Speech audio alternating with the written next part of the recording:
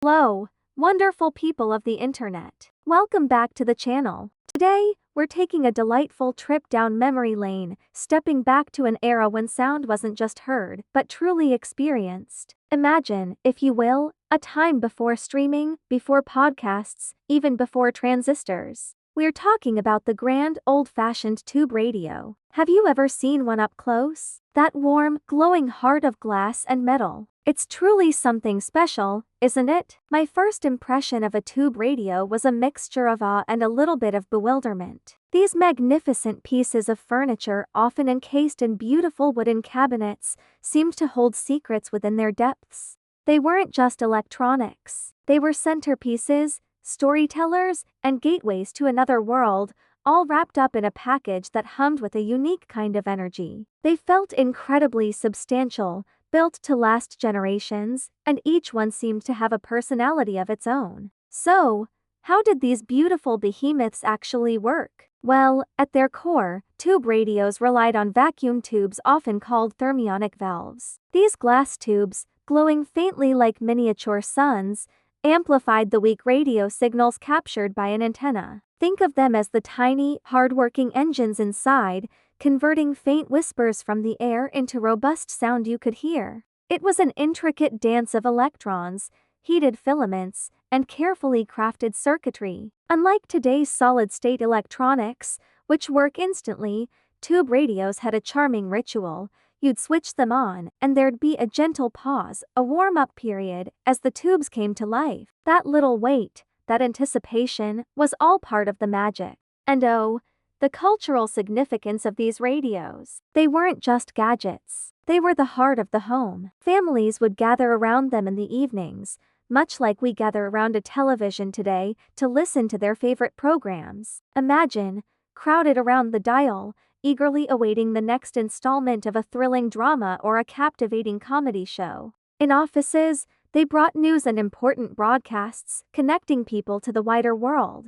Even famous writers and intellectuals often had a radio nearby, not just for entertainment, but for inspiration, for the pulse of the world, or simply as a comforting presence. They were truly the internet of their day, delivering information and entertainment directly into people's living rooms. But, as with all revolutionary technology, there were certainly challenges and problems. Tube radios weren't always perfect. Remember those vacuum tubes? They were delicate and could burn out, leading to crackling sounds or complete silence until they were replaced. And precision tuning? That was an art form in itself. You'd carefully turn the dial, searching for that sweet spot where the station came in clear, often battling static and interference. There was no delete button if you missed a broadcast, no pausing or rewinding. You had to be there, present, in the moment, or you'd miss it. Plus, let's be honest, these machines were heavy.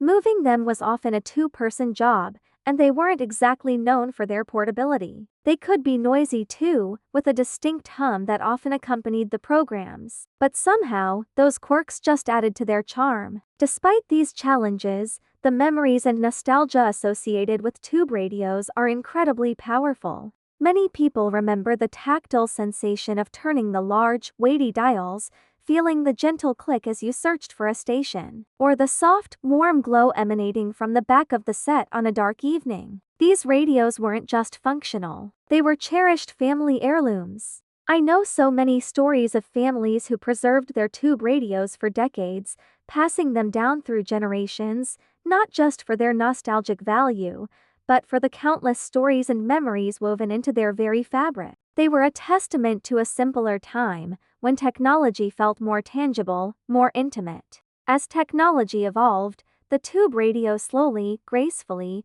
began to disappear from the mainstream. Transistors, smaller and more efficient, emerged, leading to portable radios and eventually the digital revolution we know today. It was a gradual transition, a shift from the warm, glowing tubes to the sleek, silent circuits. But even as they faded, they left an indelible mark on our cultural landscape. They paved the way for every piece of audio technology we enjoy today. So, what can these beautiful, old-fashioned tube radios teach us in our fast-paced, digital world? They teach us patience waiting for those tubes to warm up, taking the time to tune in just right. They teach us to appreciate the beauty and craftsmanship in a device that was both a piece of engineering and a work of art. And perhaps, most importantly, they remind us that there's a unique kind of beauty and imperfection in the quirks and the hum, in a shared experience that brought families and communities closer together. They were more than just radios. They were portals to a different time, full of wonder and discovery. Thank you so much for joining me on this nostalgic journey. I truly hope you enjoyed this peek into the world of tube radios. If you loved hearing about these magnificent machines,